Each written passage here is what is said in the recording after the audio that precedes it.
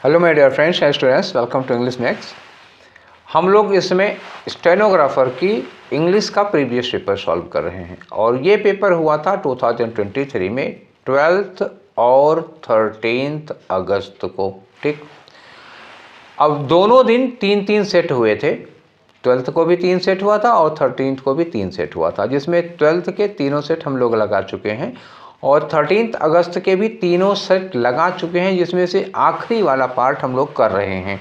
देखो लिखा है ना 13th अगस्त का शिफ्ट 3 का पार्ट 3, मतलब एक एक सेट को 3-3 पार्ट में किया है हमने। तो थर्ड पार्ट में क्वेश्चन नंबर 66 से लेकर 100 तक आते हैं। इसके पहले हम लोगों ने 2 पार्ट में क्वेश्चन नंबर 1 से लेकर 35 और 36 से लेकर के 65 तक का सॉल्व किया था। PDF वही वाला है, परसों वाला, उसी में 100 क्वेश्चन आपको भेज दिए थे। आप लोगों ने क्वेश्चन तो सॉल्व भी कर लिया होगा, शायद एक ही दिन में, नहीं तो 2 बार में किया होगा। ठीक, उसमें 2 ही बार में करने लायक था, 3 बार में क्या करते, एक बार में आप यहाँ तक कर लेते, क्लोज टेस्ट वगैरह बाद में कर लेते। तो आज का जो होगा उसमें क्या होगा, क्लोज टेस्ट होगा और रीडिंग कॉम्प्रिहेंशन होगा, यही भरा होगा। इसमें हम 35 क्वेश्चन, जिसमें क्लोज टेस्ट के 20 क्वेश्चन होंगे, रीडिंग कॉम्प्रिहेंशन के 15 क्वेश्चन होंगे। 35 क्वेश्चन ये हैं। तो चलिए देखते हैं आप लोगों के कौन कौन से क्वेश्चन गलत हुए हैं। आज का खैर था तो आसान। हाँ, जो रीडिंग कॉम्प्रिहेंशन था वो पूरा इनडायरेक्ट क्वेश्चन भरे हुए हैं उसमें। तो स्टेनो वाले में तो क्वेश्चन इनडायरेक्ट ही पूछते हैं ना पैसेज में सारे के सारे। चलिए अभी मुझे आप लोगों के पैसेज सॉल्व करने के तरीके पर भी कुछ काम करना है, ठीक है, तो वो मैं जल्दी ही करूँगा, सॉल्व कराऊँगा यही सारे कि कैसे इनडायरेक्ट क्वेश्चन कैसे सॉल्व करते हैं। तो चलिए स्टार्ट करते हैं आज का अपना डिस्कशन और देखते हैं कि हमारा पहला पैसेज क्या है भाई। ठीक है, तो ये रहा आपका पहला पैसेज। थोड़ा बड़ा था तो मैंने इसको छोटा कर दिया है। ठीक है, पढ़ के देखते हैं, बहुत ज़्यादा दिक्कत की बात नहीं है। देखो क्लाइमेट चेंज पर है, पहला ही वर्ड दिखा क्लाइमेट चेंज। अब आप समझ गए होंगे कि इसकी टोन क्या है, किस पर है ये। Climate change is a pressing global issue that demands immediate dash, मतलब क्लाइमेट चेंज पूरी दुनिया के लिए एक बहुत ही प्रेसिंग, मतलब बहुत ही जिसको अनअवॉइडेबल प्रॉब्लम है, इशू है, जिसमें इमीडिएट एक्शन की ज़रूरत है। शायद यहाँ पे इमीडिएट एक्शन है, क्योंकि इमीडिएट लगा है और इसमें एक्शन ही लेने की ज़रूरत है। आगे बढ़ते हैं। The earth's climate is undergoing dash changes, changes तो यहाँ लिखा ही है। तो जो अर्थ का क्लाइमेट है वो बहुत तेज़ी के साथ बदल रहा है, तेज़ी के साथ बदल रहा है और बहुत ज़्यादा बदल रहा है। तो कुछ इस तरह का वर्ड यहाँ पे आएगा। Primarily due to the human activity, तो हमारी एक्टिविटीज़ की गलतियाँ हैं। हमारी गलतियाँ क्या हैं, जैसे हम लोग फॉसिल फ्यूल बर्न करते हैं, डिफॉरेस्टेशन, जंगल काट रहे हैं। The consequences of climate change, जो क्लाइमेट चेंज के परिणाम है वो क्या है, are dash and include rising global temperature. तो इसके जो परिणाम है वो बड़े ही घातक हैं। क्या है, बड़े ही घातक हैं। राइजिंग ग्लोबल टेम्परेचर हो रहा है और एक्सट्रीम वेदर इवेंट्स, मौसम देखिए किस तरह से चेंज हो रहा है। बायोडाइवर्सिटी का लॉस हो रहा है, बहुत सारे प्रजातियां हैं जो विलुप्त हुई जा रही हैं। टू मिटिगेट दीज इफेक्ट्स, ये जो इफेक्ट्स हैं, ठीक है, उनको मिटिगेट मतलब कम करने के लिए, यानी इसको ग्लोबल वार्मिंग या क्लाइमेट चेंज को कम करने के लिए it is crucial to reduce green house gas emission, कि हम ग्रीन हाउस गैस के इमिशन को कम करें, रीन्यूएबल एनर्जी सोर्सेज को प्रमोट करें, एडॉप्ट सस्टेनेबल डैश, और हम सस्टेनेबल डेवलपमेंट या सस्टेनेबल चीज़ों को अपनाएं, मतलब जिससे एनवायरनमेंट का कोई नुकसान ना हो और हमारा डेवलपमेंट भी आगे रहे।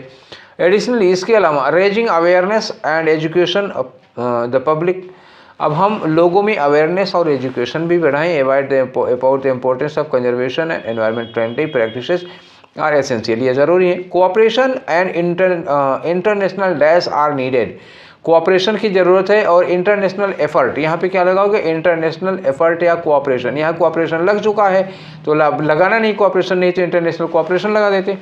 तो कोऑपरेशन और इंटरनेशनल एफर्ट की ज़रूरत है इस प्रॉब्लम को एड्रेस करने के लिए। तो चलिए हम पहले वाले फिलर के लिए देखते हैं क्या लगना है कि climate change is pressing global issue that demands immediate action, मतलब तुरंत इसमें हमें कार्रवाई करने की, तुरंत स्टेप लेने की ज़रूरत है। तो देखो क्या लगाना है हमको यहाँ पर, देखिए तो क्या है, इसको ग्लोबल वार्मिंग को या क्लाइमेट चेंज को दूर करने के में इमीडिएट एक्शन लेना होगा कि अपैथी या इंडिफरेंस या डिले। तो डिले तो ले नहीं सकते, अपैथी का मतलब क्या होगा, हमारे डिसलाइकिंग, ये भी नहीं हो पाएगा। डिफरेंस का मतलब कोई लग ही नहीं रहा, एक्शन, इमीडिएट एक्शन लेने की ज़रूरत है। अब आगे देखो क्या कह रहे हैं। दूसरे फिलर में earth climate is undergoing dash changes, earth का जो क्लाइमेट है वो डैश चेंजेस से होकर गुजर रहा है। तो प्रोफाउंड चेंजेस, हाँ प्रोफाउंड चेंजेस मतलब बहुत बड़े परिवर्तन हो सकते हैं। सिंपल चेंज नहीं होगा, बड़ी तेज़ी के साथ बदल रहा है। हार्ड चेंज हार्ड नहीं होगा, ठीक है, और ऑनेस्ट भी नहीं होगा, जो पॉजिटिव वर्ड नहीं। प्रोफाउंड चेंज मतलब बहुत ज़्यादा, बहुत बड़े पैमाने, बहुत लार्ज स्केल चेंज हो रहा है, ठीक है। तो अब आ जाओ थर्ड वाले में, देखते हैं हम लोग क्या फिलर लगेगा। यहाँ पे आर डैश, यहाँ पे इन्होंने कहा कि the consequences of climate changes are dash, जो क्लाइमेट चेंज के कंसिक्वेंस हैं वो कैसे हैं। तो क्लाइमेट चेंज के कंसिक्वेंस शॉर्ट साइटेड का मतलब क्या हुआ, जल्दी, मतलब बहुत जल्दी उसका रिजल्ट आने वाला है, या फार रीचिंग मतलब क्या होगा, दूरगामी। तो जो क्लाइमेट चेंज हो रहा है इसका बहुत दूरगामी परिणाम होने वाला है, ठीक है, दूरगामी, समझ रहे हैं, दूरगामी मतलब ये या हो गया जी, ग है, दूरगामी परिणाम भविष्य में आपको पता चलेगा। क्लीन परिणाम या इनएडिकेट परिणाम नहीं होगा, होगा क्या, फार रीचिंग, बहुत दूरगामी परिणाम होंगे इसके, जो हम लोग कर रहे हैं, ये भुगतना पड़ेगा हमको। तो चौथे वाले में क्या लगाना होगा, देखो चौथे वाले फिलर में क्या होगा कि हमें एडाप्ट करना होगा सस्टेनेबल क्या, तो sustainable solution, sustainable result, sustainable effect या सस्टेनेबल कंसिक्वेंसेज। तो हमें सस्टेनेबल सोल्यूशन इस्तेमाल करने पड़ेंगे, कुछ उपाय ऐसे। सस्टेनेबल उपाय का मतलब हुआ कि ऐसे उपाय जिससे हम पर्यावरण को कोई नुकसान नहीं पहुंचाते हैं। सस्टेनेबल रिजल्ट या कंसिक्वेंस नहीं होता ना, सस्टेनेबल इफेक्ट होता है। एफर्ट होता तो कोई बात भी, सस्टेनेबल सोल्यूशन हो जाएगा।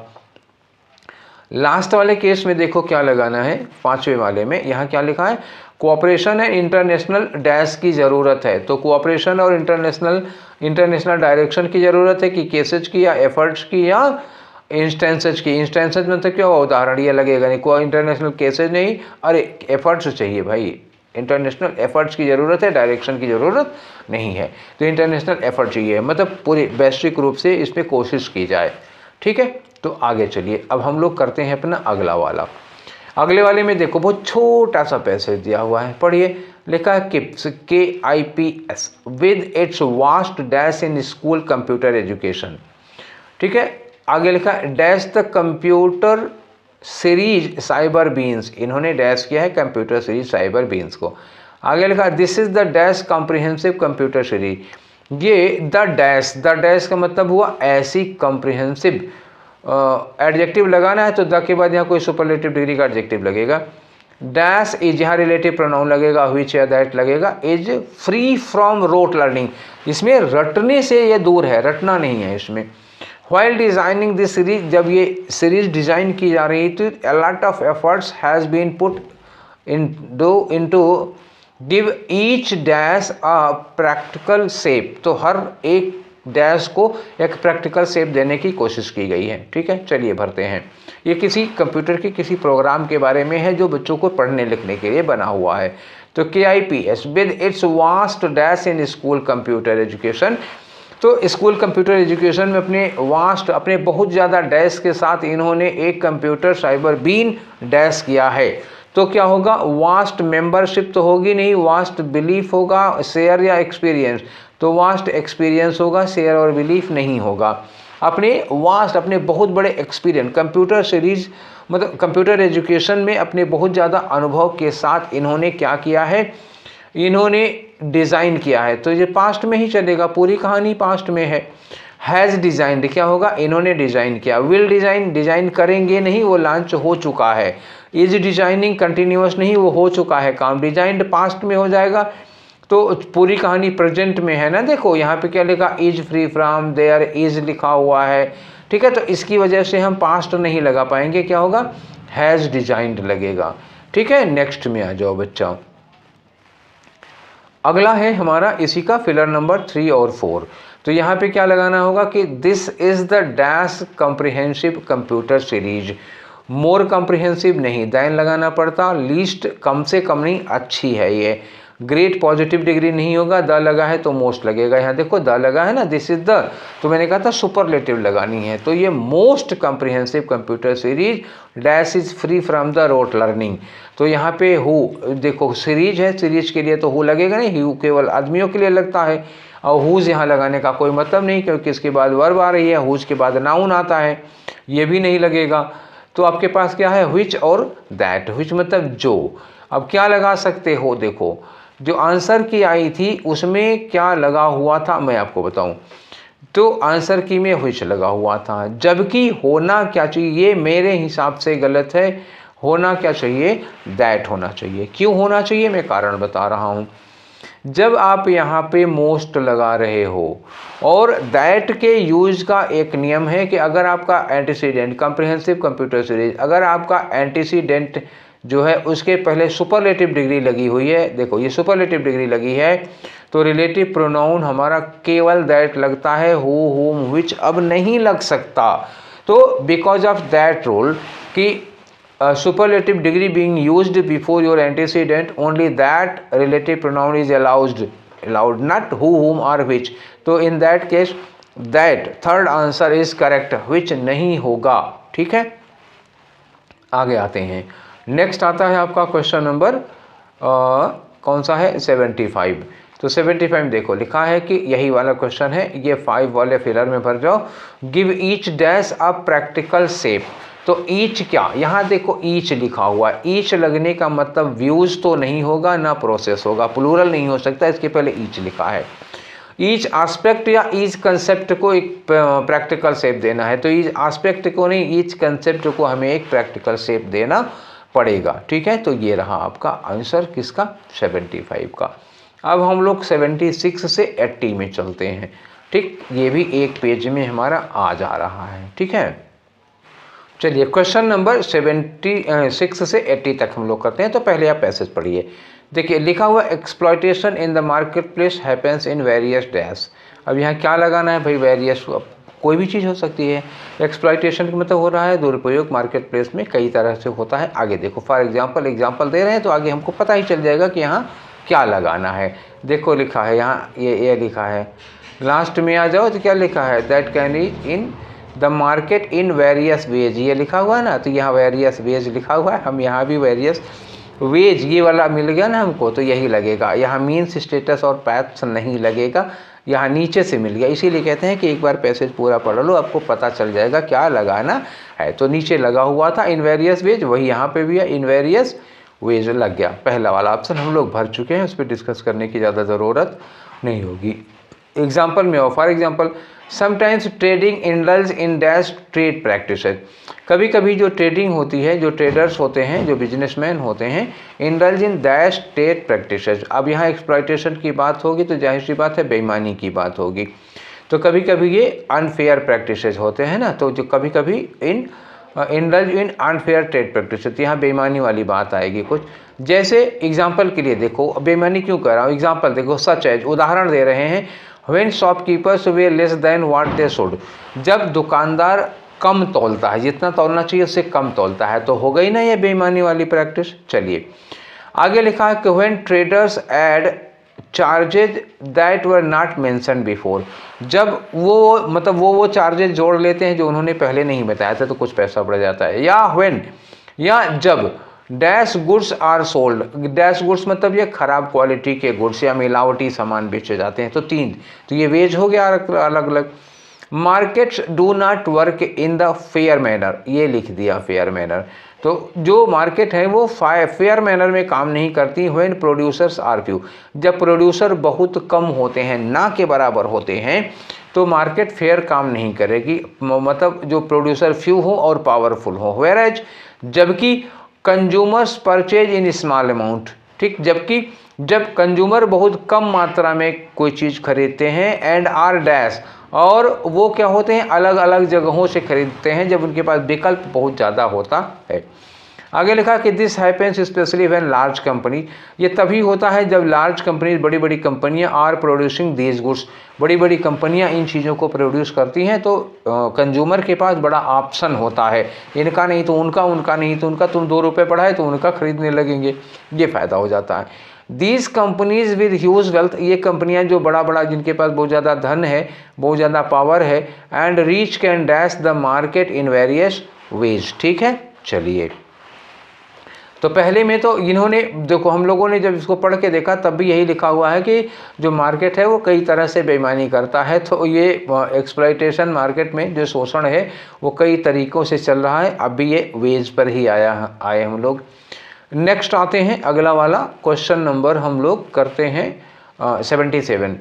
इसमें दूसरी जगह पे क्या होगा, तो यहाँ लिखा है ना, कई sometimes traders are indulge in dash trade practices, और उदाहरण पे सारा बेईमानी दिखा है। तो बेईमानी में क्या होगा, डिसेंट प्रैक्टिस तो है नहीं, ना पार्शियल है और ना ही एथिकल है।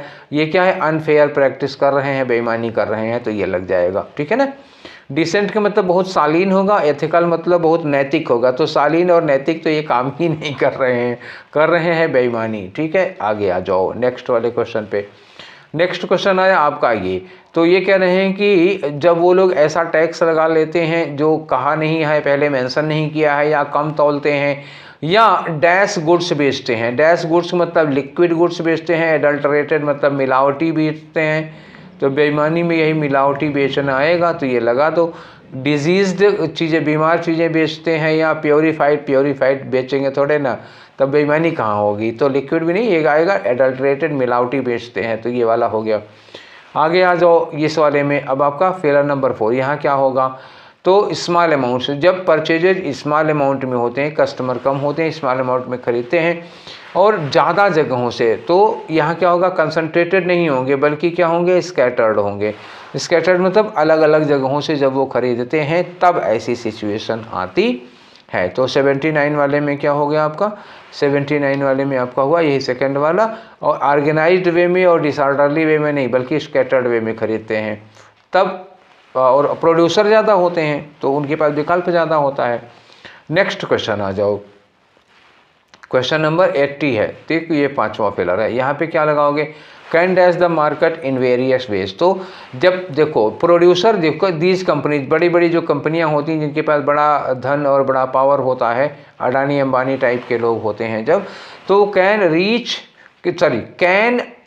Dash the market. तो ये मार्केट को क्या करते हैं, अपने ढंग से चलाते हैं। तो अपने ढंग से चलाने के लिए क्या कहोगे, मार्केट से छेड़छाड़ करना, तो ये मैनिपुलेट करते हैं। जब चाहे महंगाई बढ़ा दिए, जब चाहे घटा दिए, तो ये मार्केट के साथ मैनिपुलेट करते हैं। मार्केट के साथ सरेंडर नहीं करेंगे, ना एक्सरसाइज करेंगे, ना एम्प्लॉय करेंगे, बल्कि मार्केट को मैनिपुलेट कर लेते हैं ये लोग। ठीक है, तो एक क्लोज टेस्ट और बचा हुआ है। आज क्लोज टेस्ट बड़े मतलब सटीक लग जा रहे हैं आंसर।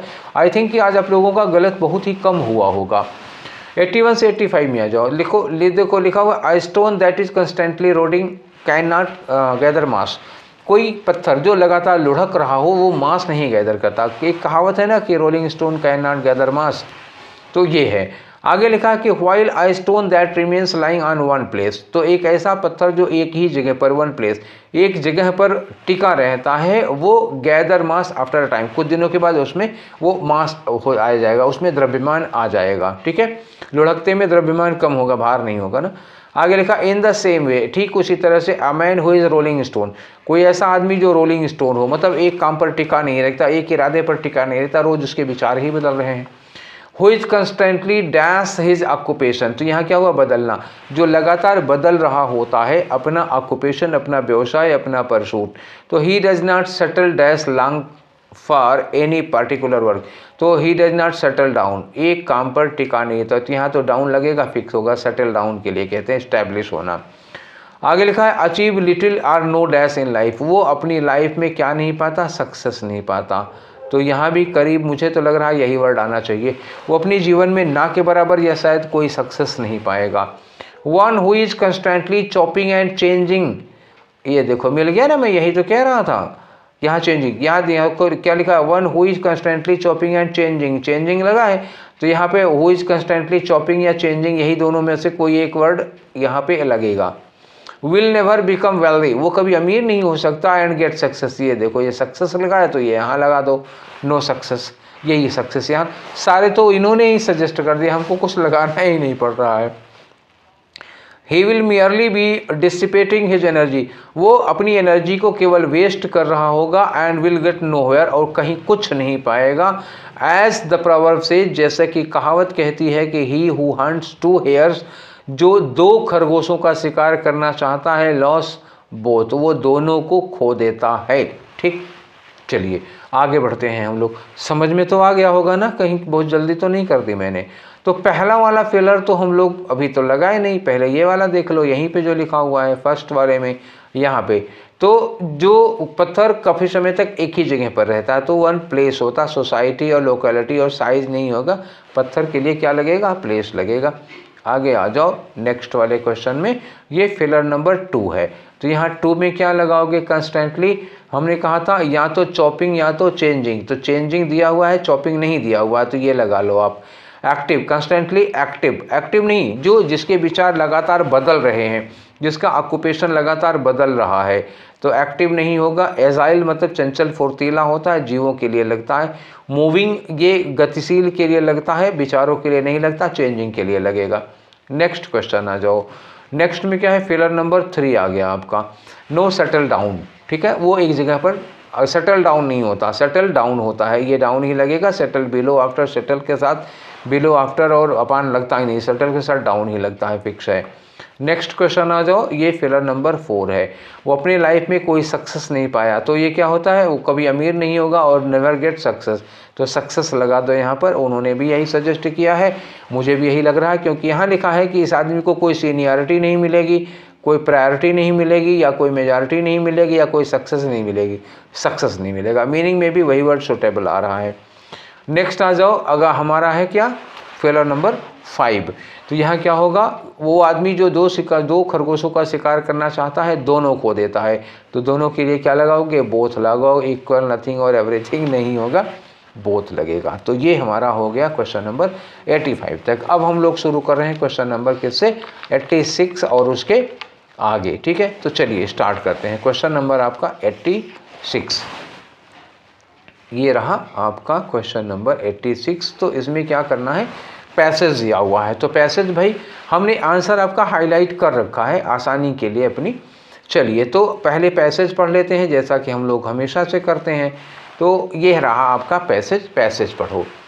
लिखा है कि what are some of the factors that threaten world heritage site, जो विश्व विरासत स्थल हैं, वर्ल्ड हेरिटेज साइट्स हैं, उनको कौन सी चीज़ें खतरा पहुंचा रही हैं। ये डायरेक्ट क्वेश्चन हुआ, पैसेज में लिखा हुआ मिलेगा, ढूंढ लेंगे हम लोग।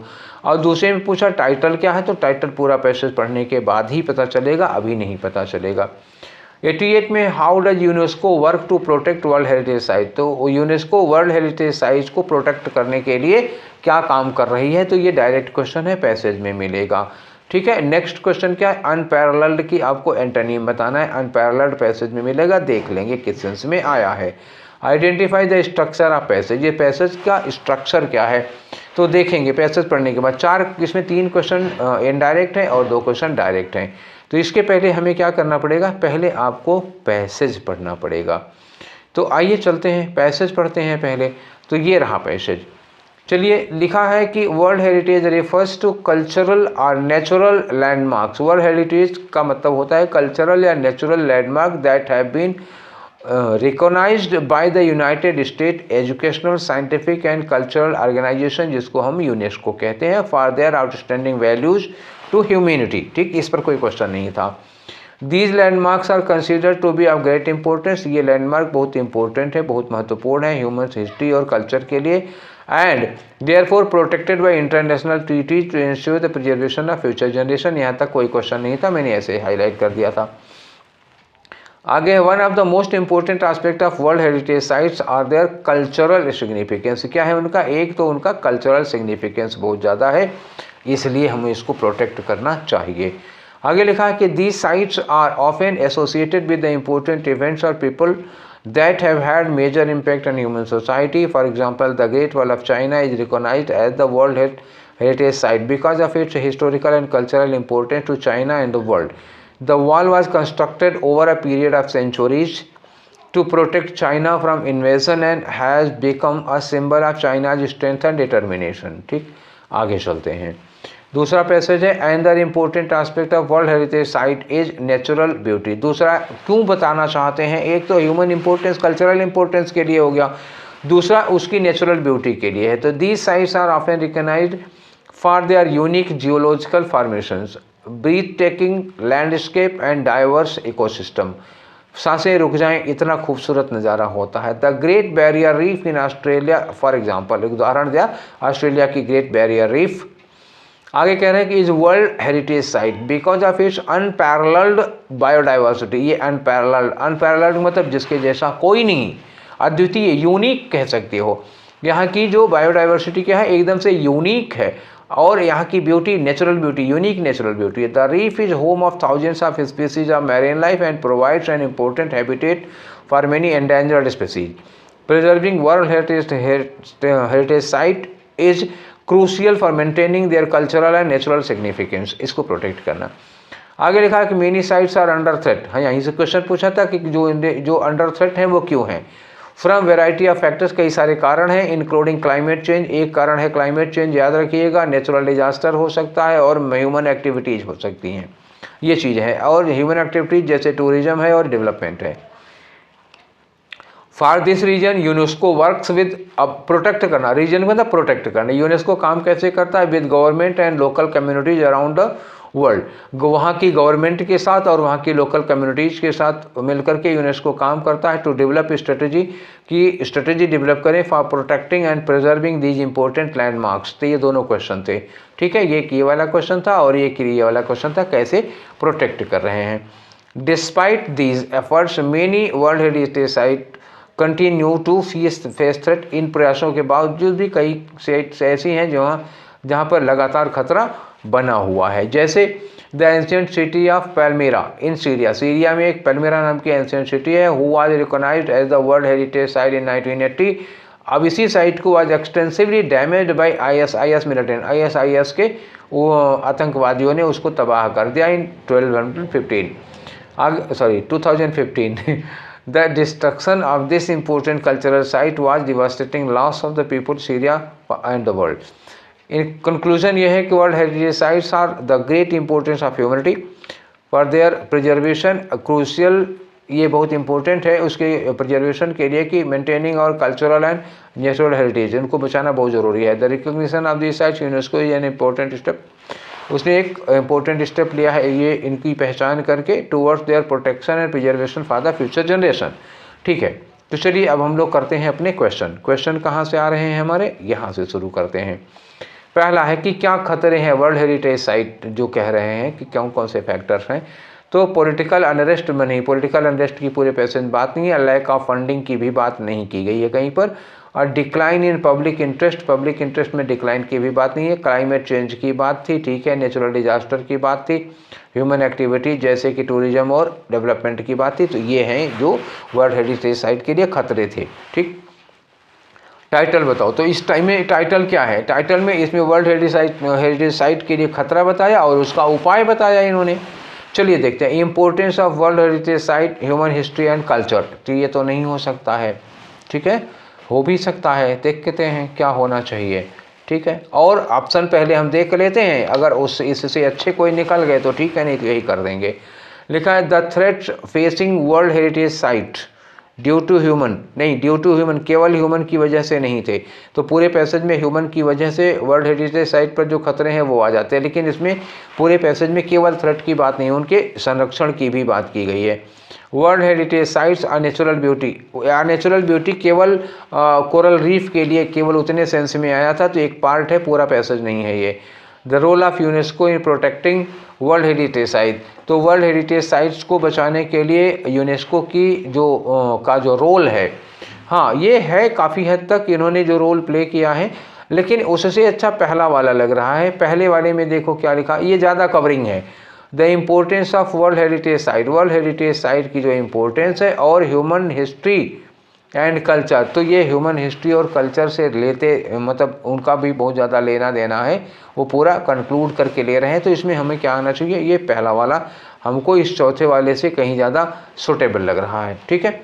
आगे आ जाओ, नेक्स्ट क्वेश्चन करते हैं हम लोग, question number 88।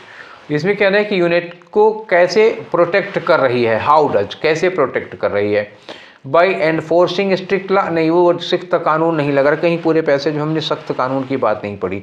By working with government and local communities, हाँ वहाँ की गवर्नमेंट और लोकल कम्युनिटीज़ से बात कर रहे हैं, काम कर रहे हैं। To develop strategy for their preservation, ये हमने निशान भी लगाया था और यही होगा। बाय कंडक्टिंग रेगुलर इंस्पेक्शन, लगातार बार बार इंस्पेक्शन करते हैं, असेसमेंट करते हैं, ये नहीं होगा, ठीक है। और लिखा है by limiting access to the site, ये साइट पर एक्सेस कम कर दें, नहीं, जो यूनेस्को काम कर रहा है वो गवर्नमेंट को और वहाँ की कम्युनिटीज़ को विश्वास में लेकर के उन्हीं के साथ स्ट्रेटजी डेवलप करते हैं इनके बचाने के लिए, तो ये कोई आंसर नहीं होगा, केवल दूसरा वाला होगा, ठीक है। नेक्स्ट पे आ जाओ। नेक्स्ट वाला है अनपैरेलल का आपको एंटोनियम। अनपैरेलल किस लिए लगा था, एकदम यूनिक के लिए लगा हुआ था ना। तो यूनिक का मतलब क्या हुआ, जो मतलब जिसके जैसा कोई ना हो, तो स्ट्रेटजी लगेगी नहीं। डिवास्टेशन मतलब क्या होता है, विनाश लगेगा नहीं, बैरियर बाधा नहीं लगेगा, बल्कि फ्रिक्वेंट, फ्रिक्वेंट मतलब जो चीज़ें हमें अक्सर देखने को मिलती हैं। और अनपैरेलल का मतलब क्या होता है, जो कभी देखने को ही नहीं मिले, जिसके जैसा कोई ना हो। और फ्रिक्वेंट मतलब जिसके जैसा हमें अक्सर देखने को मिले, तो यही हमारा एंटोनिम हो जाएगा। स्ट्रक्चर सेंटेंस का कैसा है, देखो क्रोनोलॉजिकल है, कुछ कहानी का क्रम तो इन्होंने बताया नहीं, घटनाओं का क्रम नहीं है इसमें। कंपेयर एंड कंट्रास्ट, किसी से कंपेयर और कंट्रास्ट किया ही नहीं। ये कॉज एंड इफेक्ट है या प्रॉब्लम एंड सोल्यूशन है, तो एक्चुअली कोई कारण और इफेक्ट भी नहीं है, बल्कि प्रॉब्लम एंड सोल्यूशन है। वर्ल्ड हेरिटेज साइट पर जो खतरा है ये प्रॉब्लम है और इसमें इनका सोल्यूशन बताया गया है, तो ये चौथा वाला आंसर होना चाहिए स्ट्रक्चर में, ठीक। अब आते हैं हम अपने क्वेश्चन नंबर 91 से स्टार्ट होते हैं। तो 91 के लिए ये पैसेज है हमारा, और इसके बाद क्वेश्चंस हैं। चलते हैं हम लोग, देखते हैं अपने पहले क्वेश्चन देख लेते हैं, उसके बाद आते हैं यहाँ पर ना। तो आ जाओ, क्वेश्चन है हमारे कहाँ पर, ये है क्वेश्चन, ठीक है। अरे खोलो, ये रहा क्वेश्चन। तो चलो ठीक है, आ जाते हैं 91 पढ़ते हैं। क्वेश्चन लिखा है, how does Heathcliff challenge conventional notion of heroism. Heathcliff एक कैरेक्टर हैं, इन्होंने कहा कि पूछा गया है कि कैसे ये कन्वेंशनल नोशन ऑफ हेरोइज्म, ठीक है, को दिखाते हैं, कैसे चैलेंज करते हैं। ये डायरेक्ट क्वेश्चन होगा, इसी में लिखा हुआ मिल जाएगा। Identify the central theme, theme लिखी हुई है, तो ये डायरेक्ट क्वेश्चन नहीं है, पूरा पैसेज पढ़ने के बाद पता चलेगा। नेक्स्ट आ रहा है हमारा कि who is interested by neighbouring farm house named Wuthering Heights. जो बगल का फार्म हाउस है उसमें कौन इंटरेस्ट कर लिया जाता है, नेबरिंग उसमें पड़ोस के फार्म हाउस में, तो कौन, ये 4 नाम दिए हो गए हैं, तो ये नाम हमको ढूंढना पड़ेगा, तो वो तो डायरेक्ट क्वेश्चन होगा, पैसेज में मिलेगा। साइनोनिम ऑफ कन्वेंशनल एक वर्ड होगा कन्वेंशनल, उसको हम लोग ढूंढ लेंगे वहाँ पे। एंटोनिम ऑफ वेंजियंस, वेंजियंस मतलब क्या होता है, बदला लेना, और कन्वेंशनल मतलब होता है पारंपरिक। अब वहाँ देखते हैं किस सेंस में ये लगा हुआ है। तो 3 क्वेश्चन ये तो हमारे मिलेंगे, ये तो वर्ड वाले हो गए, ये कर लेंगे। एक थीम का क्वेश्चन हो गया, और एक क्वेश्चन ये हो गया कि वहाँ पे कौन फंस गया था वुदरिंग हाउस में, और वो कन्वेंशनल जो हेरोइज्म है वो कैसे शो करता है, ये हमको पढ़ना है। चलिए आते हैं, देखते हैं, इसको पहले पढ़ना पड़ेगा हम लोगों को, तभी आंसर मिलेगा, हालांकि मैंने हाईलाइट कर रखा है, ठीक। तो लिखा है कि Wuthering Heights penned by Emily Bronte. Wuthering Heights एक नॉवेल है, गोथिक नॉवेल है, इसको एमिली ब्रोंटे ने लिखा था। इज़ अ कैप्टिवेटिंग नॉवेल, मतलब एक ऐसा नॉवेल है जिसको पढ़ना शुरू करोगे तो छोड़ नहीं पाओगे। Set on desolate moors of Yorkshire, ठीक। आगे लिखा है कि the story revolves around the intense relationship and obsessions of its character, ठीक। आगे आ जाओ, कुछ अभी क्वेश्चन का आंसर नहीं मिला। The narrative begins with mister Lockwood, जो कहानी शुरू होती वो किससे, मिस्टर लॉकवुड से शुरू होती है। Who rents Thrushcross Grange from the enigmatic Heathcliff, ये किराए लेते हैं, ये मिस्टर लॉकवुड हैं, वो इसको, ये जो ग्रैंज था, इसको एनिग्मेटिक हीथक्लिफ से किराए पर लेते हैं, वहाँ रहते हैं। Intrigued by the neighbouring farm house, ये क्वेश्चन था, who was intrigued by the neighbouring farm house, तो जो नेबरिंग फार्म हाउस था, पड़ोस का फार्म हाउस था, उससे ये इंट्रीग्यूड होते हैं, वही इंट्रेस हो जाते हैं। वुदरिंग हाइट्स बगल का जो फार्म हाउस था, लॉकडाउन, ये लॉकवुड सॉरी लॉकडाउन निकल गया मुझे, लॉकवुड, यही मिस्टर लॉकवुड उसी में फंस जाते हैं, ठीक है। तो यही आंसर यही होगा मिस्टर लॉकवुड। आगे लिखा है delves into a complex history of the Earnshaw, ठीक, एंड लिंटन फैमिलीज, अर्नसा और लिंटन फैमिलीज में। आगे लिखा है the heart of the story focuses on the passionate love affair. जो स्टोरी का हार्ट है, जो मेन फोकस है वो किस पर है? Passionate love affair between Heathcliff and Catherine. तो हेथक्लिफ और कैथरीन के बीच में एक लव स्टोरी है।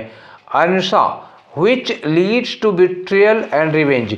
ये होता है क्या कि कैथरीन, अर्नसा पूरा नाम था ये उसका, यही कहानी जो ये लव स्टोरी है, पैशनेट अफेयर है, लव अफेयर है, वही बढ़ती है कहाँ? बिट्रियल और रिवेंज, धोखा और बदला यहाँ जाती है। आगे लिखा है कि हेथक्लिफ्स थर्स्ट फॉर वेंजियंस, वेंजियंस का मतलब बदला, ठीक वही सेंस है जिसमें मैंने बताया था। तो हेथक्लिफ बदला लेने के लिए एकदम प्यासे हैं, उतावले हैं। वो उनका जो थेफ्ट है, सॉरी थर्स्ट है बदला लेने की, ड्राइव्स द प्लॉट, उसी से यहाँ नावल की कहानी आगे बढ़ती है। Inflicting suffering upon those who wronged him. और ये बदला किस पर इन्फ्लिक्ट करेंगे?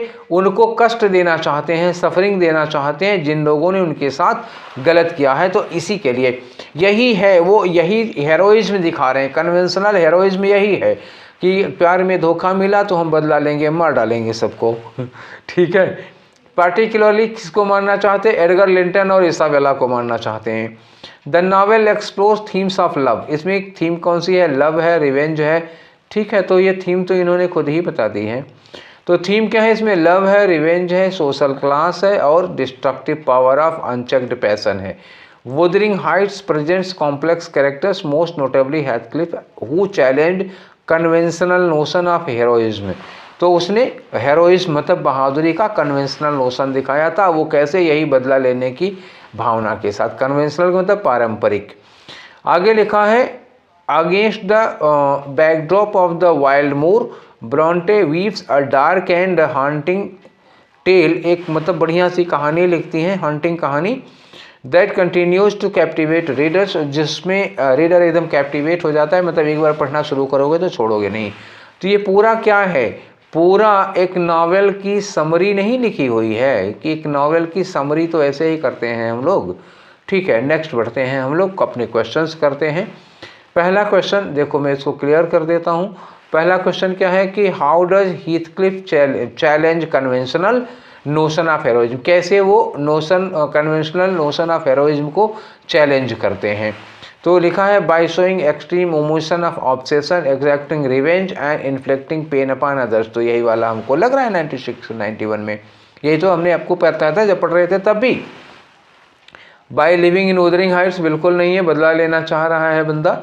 एक्सट्रीमली पैशन नहीं है, पैशनेट भी नहीं है। और फॉलिंग इन लव, ये प्यार नहीं, प्यार में धोखा मिला, बदला लेना चाहता है। जितने लोग उसमें शामिल थे सबको काट डालेंगे, ठीक है। थीम क्या है इस पैसेज की? थीम तो समरी है, अफेयर बिटवीन नहीं यार, पैसेज की थीम पूछ रहा है, नॉवेल की थीम नहीं। ये जो अफेयर है वो नॉवेल की थीम है, यहाँ पैसेज की थीम पूछी जा रही, गलती मत करना है ऐसी। हेथक्लिफ्स थर्स्ट फॉर रिवेंज, ये भी नहीं, ये तो नॉवेल की थीम हो जाएगी। समरी ऑफ वुदरिंग हाइट्स, ये होगी हमारी थीम। क्या लिखा है? वुदरिंग हाइट्स की समरी लिखी है, एक नॉवेल का सारांश लिखा हुआ है। लाइफ ऑफ फैमिली ब्रॉन्टे, ये भी नहीं, उनका जीवन परिचय नहीं है। तो थर्ड वाला क्वेश्चन होगा 92 में। नेक्स्ट आ जाओ बच्चा, नेक्स्ट में क्या है? पहले मैं इसको डिलीट करूँ, थोड़ा सा क्लियर हो जाए। इसमें क्या है कि who entranced by the neighbouring farm house, कौन थे? मिस्टर लॉकवुड थे, ठीक है, ये आंसर होगा। चलो अब ये कन्वेंशनल का आपको साइनोनिम बताना है। कन्वेंशनल मतलब पारंपरिक, पारंपरिक मतलब कस्टमरी हो जाएगा, एबनॉर्मल होगा नहीं, और यूजुअल, कन्वेंशनल यूजुअल नहीं होगा, कस्टमरी होगा, जो हमारी परंपराओं के हिसाब से चलता है ना, कस्टमरी, कस्टम्स आ जाएगा। कन्वेंशन कस्टम्स होते हैं, ट्रेडिशन परंपराएं होंगी, यूजुअल नहीं होगा, कंटेम्पोरेरी समकालीन नहीं होगा। और वेंजियंस का एंटोनिम, वेंजियंस का मतलब क्या होता है? बदला लेना, रिवेंज लेना। तो रिवेंज का बदला क्या हो जाएगा? माफ़ कर देना, तो फॉरगिवनेस एंटोनिम होगा। कंपेंसेशन का मतलब क्या होता है? कंपेंसेशन, आप भरपाई कर रहे हैं, किसी का आप नुकसान कर दिए उसकी भरपाई कर देंगे, कंपेंसेशन होगा। कस्टम परंपरा होती है, और इक्विटल यही कंपेंसेशन होता है, आप किसी का नुकसान कर दिए उसकी भरपाई कर दीजिए। तो आंसर क्या होगा? फॉरगिवनेस होगा, ठीक है। आगे बढ़ते हैं हम लोग, अब वो क्या हो गया, क्वेश्चन 95 तक हो गए ना। अब आओ, एक पैसेज ये दिया हुआ है क्वेश्चन नंबर 96 से लेकर के 100 तक के लिए। तो सबसे पहले हम लोग इसका क्या करते हैं, क्वेश्चन ही पढ़ लेते हैं। भाई परंपरा यही है ना हमारी, पहले क्वेश्चन पढ़ेंगे। पहला क्वेश्चन टाइटल का है, सीधा क्वेश्चन पहले पढ़ना पड़ेगा पैसेज। दूसरा क्वेश्चन है स्ट्रक्चर है, पढ़ना पड़ेगा पैसेज। तीसरा क्वेश्चन टोन का है, सारे के सारे इनडायरेक्ट क्वेश्चन है। देख लेते हैं, 2 क्वेश्चन और हैं। थीम आ गया, ठीक है, एक एंटोनीम है। तो सारे क्वेश्चन, 4 के 4 क्वेश्चन पैसेज बिना पढ़े नहीं मिलेंगे। एक एंटोनीम है अनडांटेड। अनडांटेड का मतलब क्या होता है, निडर, जिसको कोई डर नहीं लगता। इसका एंटोनीम तो डरपोक होगा, डरपोक के कवर्डली लगेगा। अभी तो फिलहाल यही लग रहा है, अगर वहाँ पे पैसेज में किसी और मीनिंग में आ गया तो हम बदल लेंगे, कोई दिक्कत नहीं है इसकी, ठीक है। तो आगे बढ़ते हैं, हम लोग करते हैं अपना पैसेज। ये रहा पैसेज, पढ़ो। लिखा कि where there is will there is way, जहाँ चाह वहाँ राह, ठीक। आगे लिखा है कि दैट इज, कहने का मतलब ये हुआ कि if we are really determined to do a thing, अगर रियली में हम कोई काम करना चाहते हैं, however difficult it may be, चाहे जितना कठिन हो ये, however great obstacle in our path, चाहे जितना मुश्किलें आ जाएं हमारे रास्ते में, we shall at last find a way doing it, हमें फाइनली कोई ना कोई मार्ग मिल ही जाता है उसको करने का, जहाँ चाह वहाँ राह। वही फिर बोले, ऑल डिफ़िकल्टीज ऑल हार्डशिप, जितनी भी कठिनाइयाँ हैं, जितनी भी हार्डशिप हैं, जितने भी ऑब्स्टेकल हैं, हाउएवर अनसरमाउंटेबल। अनसरमाउंटेबल मतलब क्या होता है, ऐसे लगता है जैसे हम उससे उबर नहीं पाएंगे। अनसरमाउंटेबल मतलब जिसको ओवरकम नहीं कर पाएंगे, ऐसी कठिनाइयाँ जिससे हम निजात नहीं पाएंगे, ओवर नहीं पाएंगे। ये सब के सब में अपीयर, हालांकि कितनी भी वो कठिन नज़र आएंगी, melt before a determined will, ये सब पिघल जाएंगे, घुल जाएंगी एक डिटरमिन्ड, एक दृढ़ निश्चय वाली इच्छा के सामने सब पिघल जाएंगे। और फियर्स डिज़ायर, एक भयानक, एक मतलब तीव्र इच्छा जो होती है हमारी, आ स्ट्रॉन्ग डिटर्मिनेशन, एक मजबूत विल पावर जो होती है हमारी, एन आयरन विल, वही है लौह इच्छा जिसको कहते हैं, बहुत मजबूत इच्छा।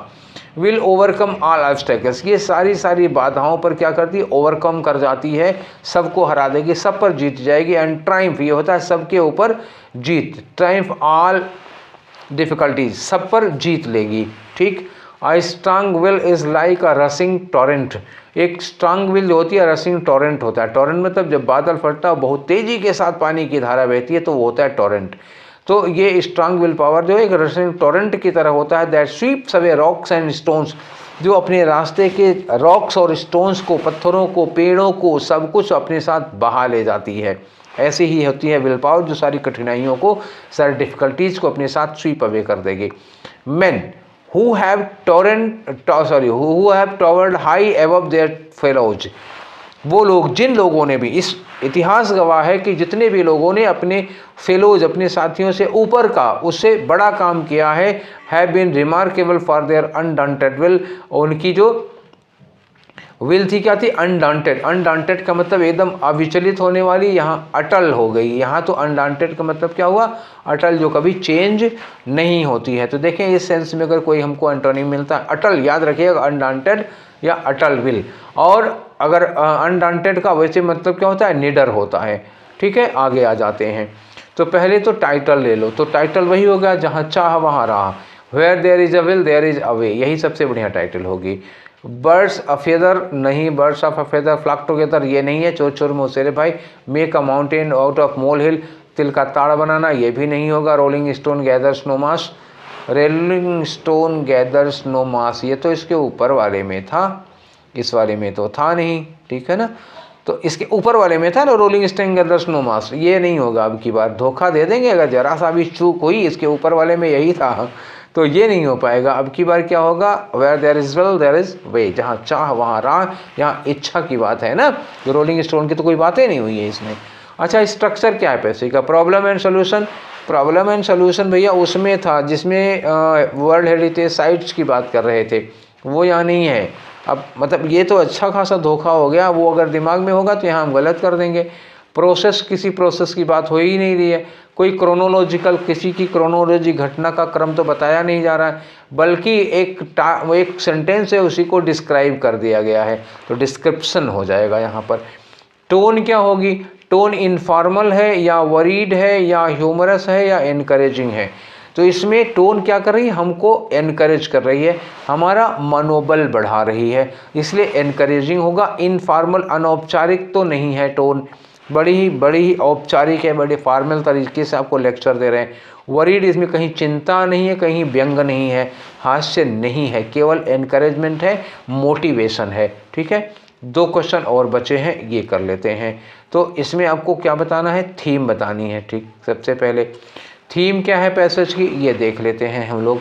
पहले पढ़ना होगा कि main thing of the passage is to have an ambition and a desire in life. हमको डिज़ायर, लाइफ में एक एम्बिशन होना चाहिए और एक डिज़ायर होना चाहिए। ये या theme of the passage is trusting one self, अपने ऊपर भरोसा रखो, ये या फिर स्ट्रांग विल। इसकी जो theme of the passage is strong will. A person having strong will can achieve anything in life, ये विल की ही तो बात कर रहे थे पूरे में। Main theme of the passage is to have a goal in life, नहीं, ये विल की बात कर रहे थे। हाँ, बातें सारी ठीक है, देखो जितनी भी बातें कही गई हैं वो बातें सही हैं, ठीक है, लेकिन जो पैसेज में कही गई है वो तीसरी वाली है। ठीक है, चलिए अब एंटोनियम बताइए किसका, अनडांटेड का। अनडांटेड का मतलब यहाँ है क्या, निडर और अटल। तो फीस्टी का क्या मतलब होता है, फीस्टी का मतलब क्या होता है, फुल ऑफ नर्वस एनर्जी, मतलब एक ऐसा आदमी जिसमें नर्वस एनर्जी होती है, तो ये लगेगा नहीं। इनडोमिटेबल का मतलब क्या होता है, जो डोमिटेबल ना हो, तो ये भी नहीं हो पाएगा।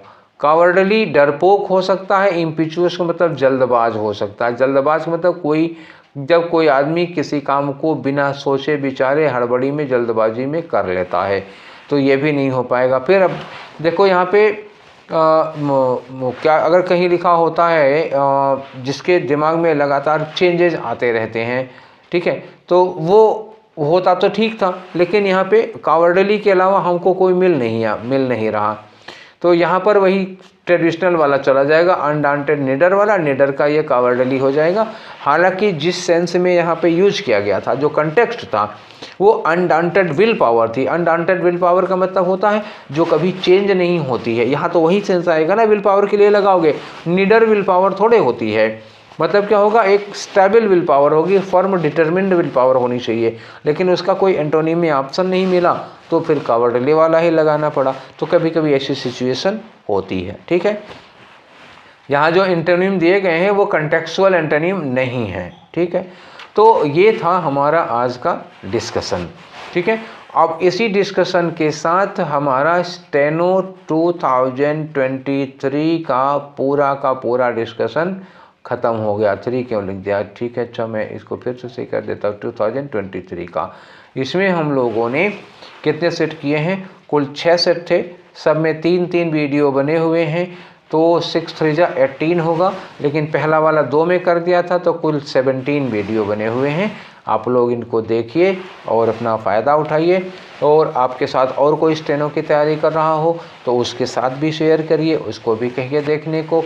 ये 2023 का है, इसके पहले 2022 वाला भी है, आप लोग दोनों देख डालिए। अच्छा, इसके बाद हम अभी CHSL का और NDA CDS का करेंगे। इसके पहले मैंने आप लोगों को बताया था, कल वाले वीडियो में भी मैंने आप लोगों को बताया था कि जब ये स्टेनो वाला सेशन ख़त्म हो जाएगा तो कुछ बच्चे चाह रहे हैं कि 2021 और 20 वाला ये वाला भी करा देंगे बेटा, वो भी करा देंगे जब आपका स्टेनो का एग्ज़ाम नज़दीक आएगा, मतलब जब आपका एग्ज़ाम होना होगा उसके पहले मैं 2020 वाला भी करा दूंगा, डोंट वरी।